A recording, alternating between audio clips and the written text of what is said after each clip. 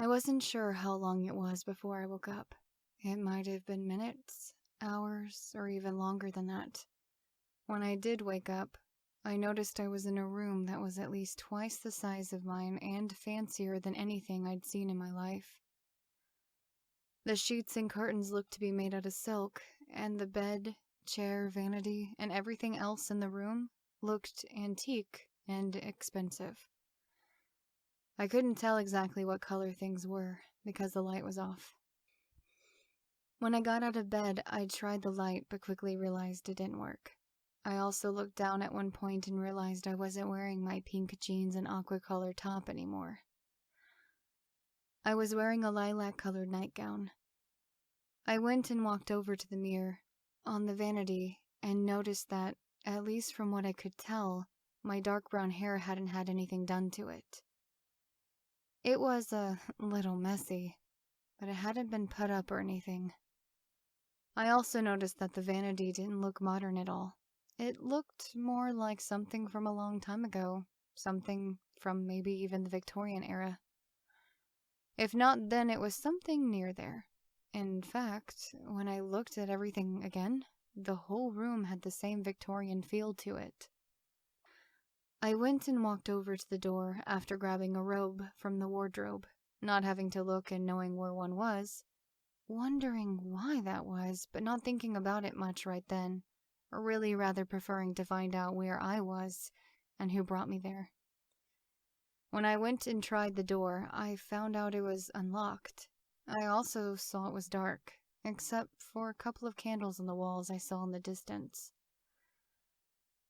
Because of that, I went and looked around for something in the room, hoping there was something that I could use for a light. When I looked around, not really having to look far at all really, I found an old-fashioned lamp and went and left the room.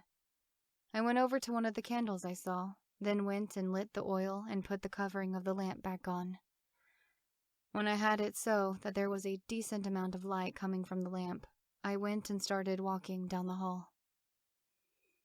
As I walked, I shone my light source on the walls and in front of me, trying to see as well as wanting to see what was there. Some parts of the place looked familiar to me. They looked the same as they had in some of my dreams. But other parts, I didn't remember. It was an odd feeling as I walked. I was somewhat scared, but at the same time, part of me felt comfortable there. I felt like I should be running through the halls, trying to find whoever brought me there. But I wasn't. Instead, it felt like I was admiring the house and the paintings I could make out. I walked a bit faster when I realized that was happening and walked around the house some more. When I'd been walking for a little while, I heard music. I decided to follow the music, not sure where it would lead or who it would lead to. It took me a while to find where it was coming from, but I eventually found out it was from one of the rooms on the first floor. Well, what I figured was the first floor. When I got to the room, I went in and noticed that it was what looked like a music room. I also noticed that there was a piano in the middle of the room and that there was someone playing it. I started walking further into the room, ready to ask why I was there. Before I could, though, I heard a voice say, without noticing him looking at me, "I knew you would find me." I froze when I heard him speak. It was the guy who came out of nowhere, the one that was in my dreams. I had to fight not to drop the lamp I was holding. I took a deep breath and said, my voice shaky, "How did you know?" He played for a bit longer as he said, "There has never been a time where you have not wanted to be around me, Alina." He stopped playing and stood up, and calmly walked towards me, a bit of a questioning look on his face, as he said, "Do you not remember how much you missed me when I had to travel elsewhere, and how happy you were when I returned? There had been many times where I had found you, before you had a chance to find me." As I heard that, I started to remember my dreams. But it was also like I was starting to remember something else too. Something I hadn't even dreamt about before. I was standing in another part of the huge mansion, begging Gustav not to leave me. I cried as he said that he had to leave, but that he would be back soon. He looked sad when he said it, like he didn't want to leave. He went and kissed me, and I kissed him back, not wanting it to end. He then tore himself away from me to go and tend to whatever business he had to. I cried a little, not really understanding what was going on. This was the first time one of the dreams had actually been there when I'd been awake. Alina, are you all right?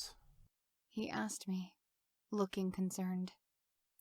My name's not Alina, I said to him, tears falling a bit more now. Yes, I've been having these dreams with you in it. You seem familiar to me. I've never met you. I don't know what's going on. I don't understand. By the time I'd finished talking, I was shaking a lot, and the lamp had been dropped. Before it could hit the floor, though, he caught it. He went and put it down somewhere near him, and went and took me into his arms. He then said, I do not know who caused you to forget your life with me. I had hoped that bringing you here would help you remember everything that happened between us. Instead of helping you, I see that I have confused you. I can only hope that your memory loss is not permanent. I was silent for a while, not sure what to say or if I should say anything at all. I was oddly comforted by him holding me in his arms, but at the same time was a bit nervous, confused, and felt a lot of other emotions. Despite the pleasant feelings I felt, which were just as confusing as everything else that I was feeling, I went and fought him a bit to get out of his arms, as well as pushing him away. He really didn't seem to have expected it, because he not only didn't try to stop me from getting away from him, but he also looked a bit sad and hurt, as well as maybe a bit surprised when I was away from him. I moved back away from him, not stopping until I was a good distance away. I noticed that he didn't walk over to me, though. I took a few breaths, then said, Why do you think I'm Alina? Where am I? Why did you bring me here? I want to know.